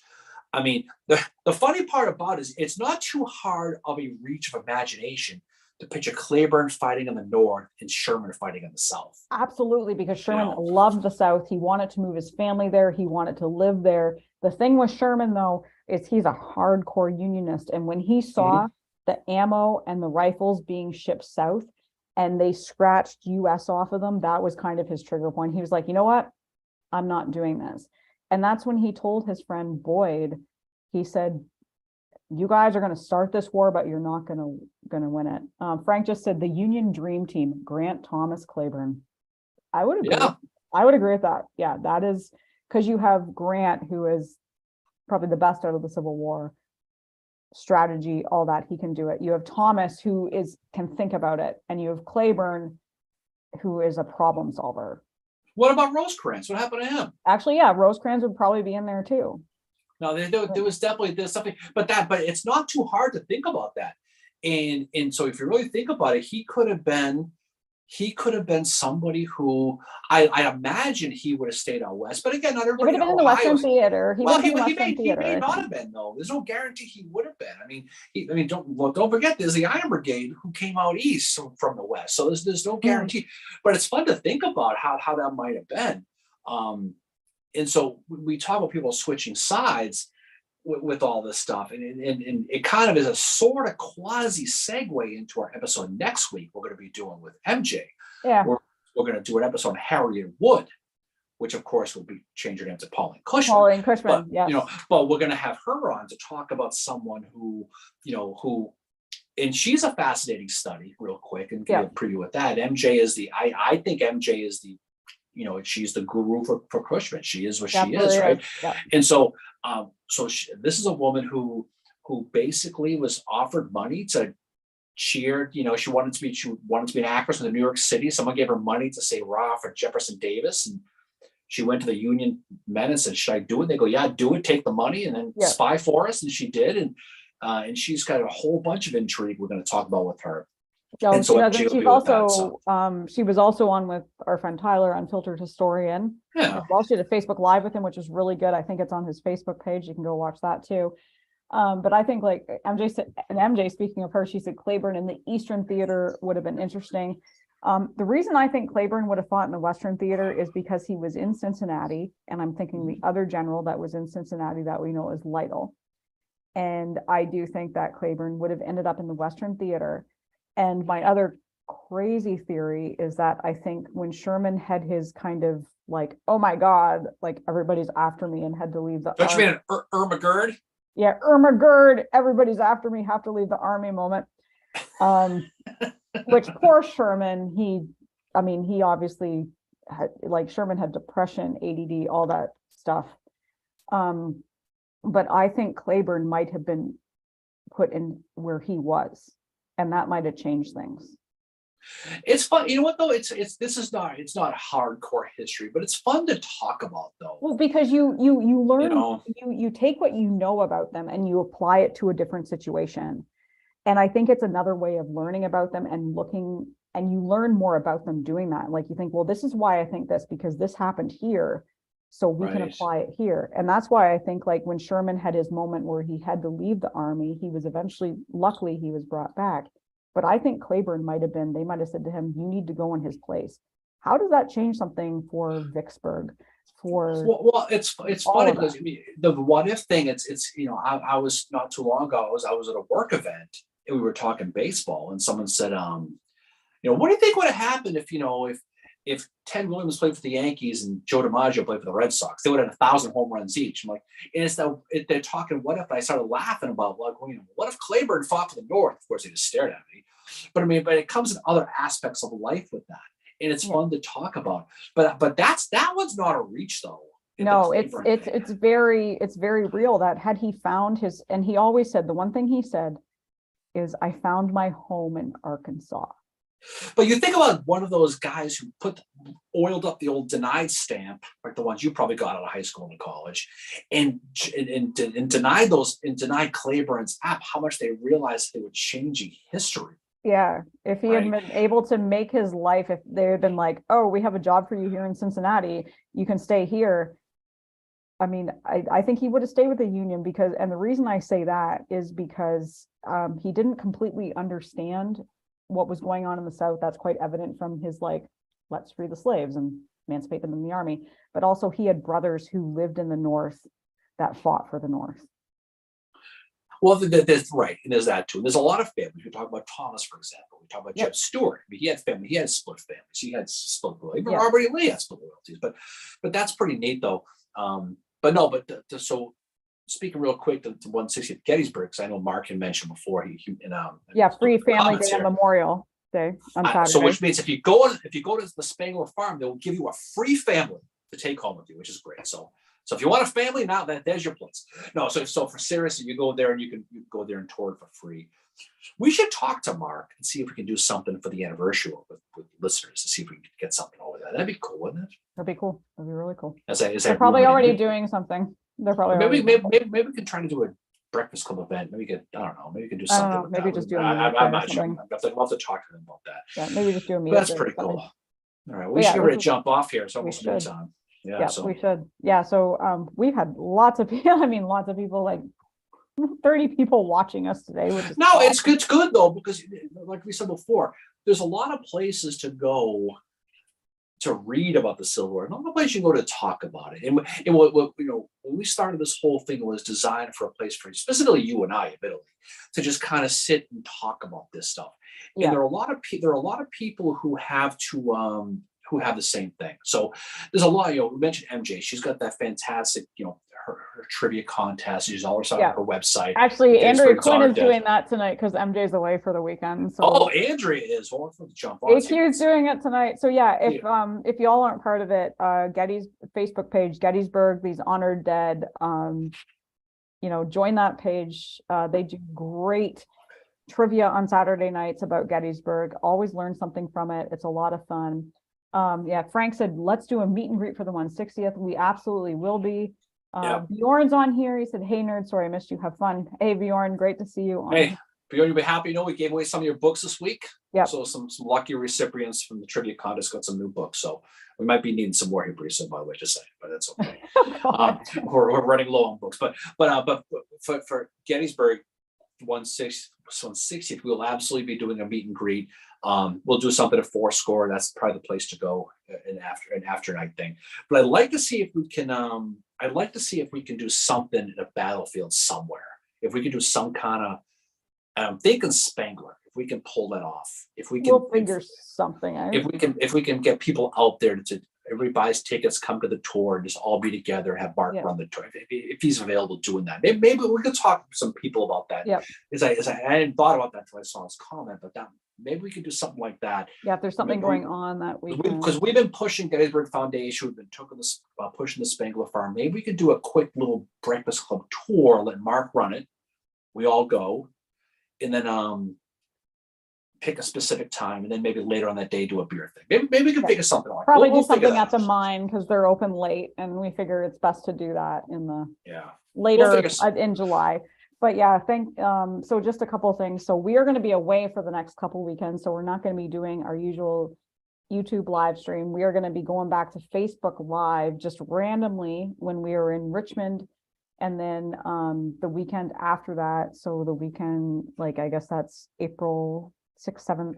So next weekend, we're going to be down in Richmond doing Lisa Samia's fantastic presentation. In all seriousness, if anyone's in that area, take the ride to Richmond, the Civil War Museum, go see your presentation. I believe it's at 2:00. Yeah. It's free. You just need to buy a ticket to get to the museum. So you get to see the museum at the Tredegar, and then I'm sure we'll do something afterwards. Yeah. And then we're going to be in Chattanooga, Chickamauga, Andersonville, and Atlanta the following week. Yeah. We're going to take the whole week and visit some stuff. But we'll be popping in to do lives at different places. But I think to your point, we'll do Facebook because I know. Yeah. So it'll be on Facebook. So I mean, we love the YouTube for this. It's a lot easier on here, but we recognize that people don't get notified as much, and because like YouTube, even though you subscribe, you have to go in and select, like, I want to be notified when they go live. So we're going to be going live via Facebook for those times. So Blanchard just said that's a possibility. So I mean, we can figure something out. I mean, yeah. I hate to mention this without putting anybody on the spot, but I'm just ruminating here. Maybe that'd be a great idea to get some people to drive to that spot and just we're not looking for any sort of discounts or whatever it costs, go. But get people together to go at that spot. And then when Mark is doing it, maybe we can kind of get a group together. I think that'd be kind of cool. Something history related. We can do the beer thing later on, but I think that'd be neat. I think we can pull it off and figure something out. So I think so. We'll figure that out. Jim just said, thanks for the knowledge, guys. This is Jim Samia. Great stuff. See you Saturday. Get ready to drink some truth. Jim, you better bring your drinking shoes to Virginia next weekend, my friend, because that's going to be the truth. Poor Lisa's going to crack. He needs to bring that shirt he bought in Gettysburg as well. Oh, yeah, the ball shirt. Yeah. Yeah, we should do that. Now, Jim's laughing and Lisa's ready to kill me. Lisa's going to be downing her Prosecco by the gallon that weekend, as Jim is quiet. That weekend in Baltimore last year was so much fun, though. That baseball game we went to was a blast, and that'll be a joke that will never go away. Which is I know. Frank, have a great trip. Thank you, Frank. And we will see Frank at the 160th. He's coming all the way from California. So is really awesome. We'll have some fun with that. So those details are to come. So next episode will be on Pauline Cushman with MJ. So that'll be fun. We'll do that. Yeah. We have an episode coming up on the Pratt Street riot. And then later in April, we're going to be sitting down with our friend Pete Carmichael to talk about the Futch letters, which will be fun to do too. Yeah, that'll be a great episode. So yeah, we've got lots of great stuff coming up for you guys.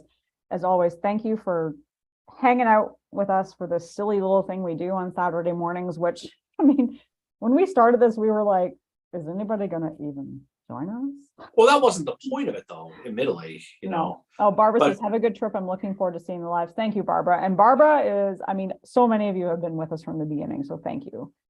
No, it's great. We've known Barbara for a while. I think she came aboard when we did the round table there down in Barbara has been on our trivias, our round tables, like that's good stuff. Someone put C. Jordan said, great chat, see you on Facebook, have a great day. Yes, we will be back. The next time we'll be back on YouTube will probably be April 16th on Sunday.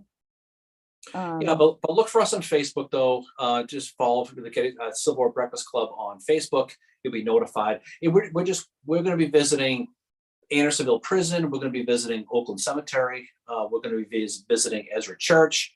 We're going to go to Kennesaw Mountain. Yeah. We're going to go to we're going to go see the General, the train. We're going to go see that down there in Kennesaw. We're going to go to Chickamauga, Chattanooga. We're going to hit all those sites. We're going to go to Ringgold Gap. We're going to do a lot. So take your vitamin E, Mary. You got a busy week ahead of you. So we're going to be doing a lot of that. So we'll jump on and just from the sites we're in, have a lot of fun with that, and just see some stuff. A true Civil War nerd vacation. We're going to be enjoying that. So, all right. So off we go, Mary. So enjoy a lot of fun stuff. So we have some good stuff coming down the pike. So watch this spot with some new things. Looking forward to some episodes. We're looking forward to talking with MJ. That'll be fun. And talking some other stuff down the road. And of course, seeing the great Lisa Samia, who I think I've said before, I'll say it again. She's the greatest living Civil War poet alive. So check out her stuff. She's got some great books. Follow her on all the social medias. You'll definitely be happy you did. And we'll be taking some pictures and some videos with her next weekend along the way. So, all right. So off we go, Mary. So we'll look forward to talking to everybody soon, and we will catch up with you all down the road. Okay. Bye, guys. See you all later. Peace out. Yeah.